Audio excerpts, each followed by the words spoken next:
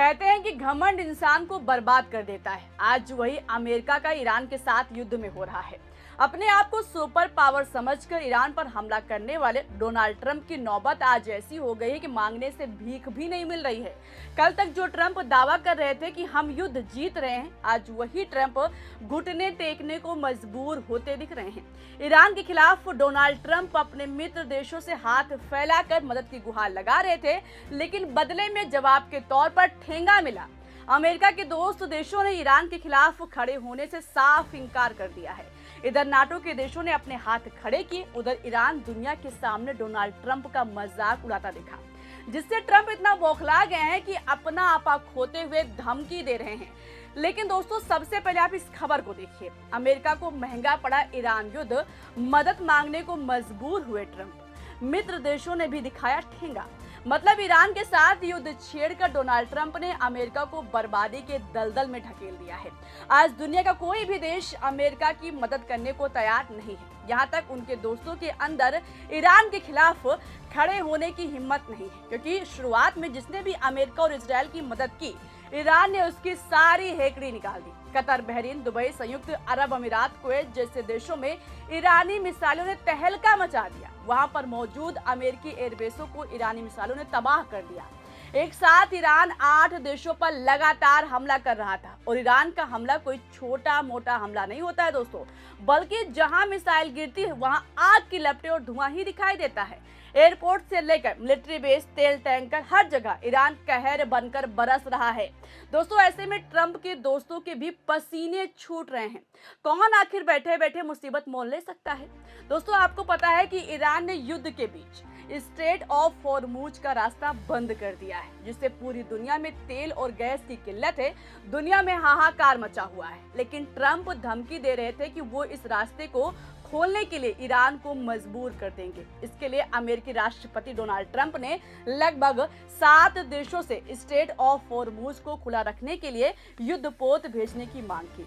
दोस्तों, ट्रंप ने शुरुआत में दावा किया था कि अमेरिका को किसी की मदद नहीं चाहिए, हम दुनिया की सबसे ताकतवर सेना है। लेकिन हॉर्मुज बंद होने से तेल सप्लाई प्रभावित होने और उनके अपने घर में यानी घरेलू आलोचना बढ़ने पर उन्होंने यूरोपीय देशों, एशियाई सहयोगियों और यहाँ तक कि चीन, जापान से युद्धपोत भेजने की अपील की। उन्होंने कहा कि तेल आयात करने वाले देशों को खुद अपनी सुरक्षा करनी चाहिए।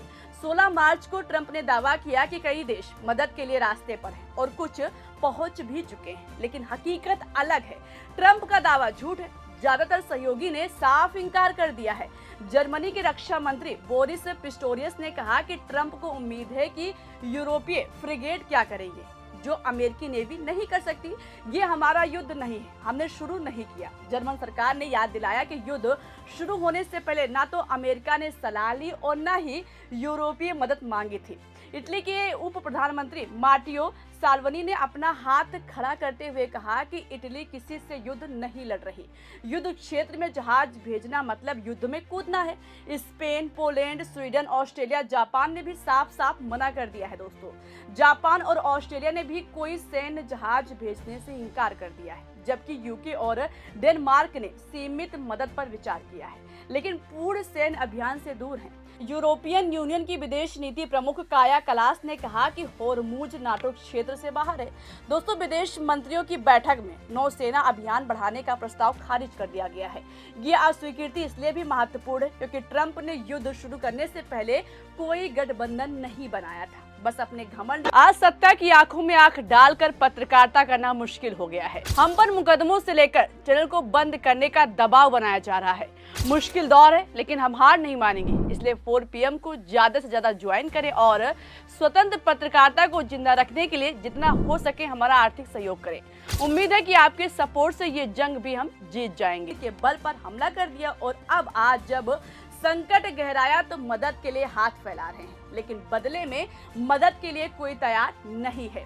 दोस्तों, जिस तरह से नाटो देशों ने अपने हाथ खड़े कर लिए हैं, इससे ट्रंप इतना बौखला गए हैं कि धमकी देने लगे हैं कि अगर अमेरिकी सहयोगी इस मामले में सहायता करने में विफल रहते हैं तो नाटो को एक बहुत बुरे भविष्य का सामना करना पड़ सकता है, क्योंकि सालों से हम नाटो के जरिए इन देशों की रक्षा कर रहे हैं। पुतिन हमसे डरते हैं, यूरोप से नहीं, लेकिन हमारी मदद ना करके ये सभी एक दिन पछताएंगे। अब दोस्तों, जब पूरी दुनिया के सामने अमेरिका की फजीहत हो गई, ईरान भी कहने लगा कि हमने हालत इतनी खराब कर दी है कि आज सुपर पावर देश अमेरिका चीन के सामने गिड़गिड़ा रहा है। जब सारी सुपर पावर वाली ताकत का पर्दाफाश हो गया तो बौखलाए ट्रंप कह रहे हैं कि अमेरिका को किसी की जरूरत नहीं है। अमेरिका दुनिया का सबसे शक्तिशाली राष्ट्र है और अमेरिकी सेना सबसे मजबूत है। अरे भैया, जब इतना ताकतवर देश है तो फिर मदद के लिए दूसरे देशों का मुंह क्यों देख रहे हो? क्यों हाथ फैलाकर युद्धपोत की भीख मांग रहे थे? स्पेन जैसा देश दोस्तों पहले ही अमेरिका की हेकड़ी निकाल चुका है। स्पेन ने तो अपनी जमीन पर अमेरिकी फाइटर जेट को उतरने ही नहीं दिया और एक छोटा सा देश ईरान अमेरिका के आगे अब झुकने को तैयार नहीं दिख रहा है। अब तो ट्रंप ने खुद मान लिया है कि ईरान ताकतवर है। यकीन नहीं है तो खबर देखिए क्या लिखा है। अमेरिका को सबक सिखाकर रहेंगे, ईरान ने सीज फायर की मांग को बताया झूठ। ट्रंप ने पहली बार मानी तेहरान की ताकत। इसके बाद नीचे खबर देखिए क्या लिखा हुआ है। ईरानी विदेश मंत्री अब्बास अरागची ने साफ किया है कि उनकी ओर से ना तो युद्ध विराम और ना ही बातचीत की मांग की गई है। उन्होंने कहा कि युद्ध अमेरिका ने शुरू किया है और ईरान सिर्फ अपना बचाव कर रहा है। दूसरी ओर डोनाल्ड ट्रंप ने पहली दफा माना है कि ईरान ने उनकी उम्मीद से ज्यादा मजबूती से लड़ाई लड़ी है। ट्रंप ने कहा कि किसी को उम्मीद नहीं थी कि ईरान खाड़ी देशों पर हमला करेगा। ईरान ने जो ताकत दिखाई, हम तो वो सब देखकर हैरान रह गए। यानी साफ है दोस्तों, ईरान ने ट्रंप की नींद उड़ा दी है। सुपर पावर देश अमेरिका की सारी हेकड़ी निकल चुकी है। सोचिए, जो अमेरिका अपने आगे किसी को भाव नहीं देता, चिल्ला चिल्लाकर कहता है कि I am a super power country, आज उसी अमेरिका के आका यानी ट्रंप की सारी हवाबाजी निकल चुकी है। ट्रंप खुद मान रहे हैं कि ईरान अमेरिका को मुंह तोड़ जवाब दे रहा है। इजराइल से लेकर America, Kuwait, Bahrain, Dubai, Qatar, UAE जैसे देशों पर ऐसी मिसाइलें दागी जिसकी उम्मीद किसी ने नहीं की थी। खबर से ही साफ हो रहा है दोस्तों कि शेखी बघाड़ने वाले ट्रंप के हाथ पांव फूल रहे हैं। अब जिस तरह से ईरान ने अमेरिका को हर तरफ से घेर लिया है और अमेरिका युद्ध में अकेला पड़ गया है, ऐसे में देखने वाली बात होगी कि क्या अमेरिका ही ईरान के सामने सरेंडर होगा और ईरान आगे और कितना खतरनाक हमला करेगा। दोस्तों, युद्ध से जुड़ी जितनी भी खबरें सामने आएंगी, छोटी से छोटी और बड़ी से बड़ी खबरें हम आप तक पहुंचाते रहेंगे। और अभी के लिए इतना ही। मेरा नाम शिवानी पांडे और आप देखते रहिए 4 PM। नमस्कार।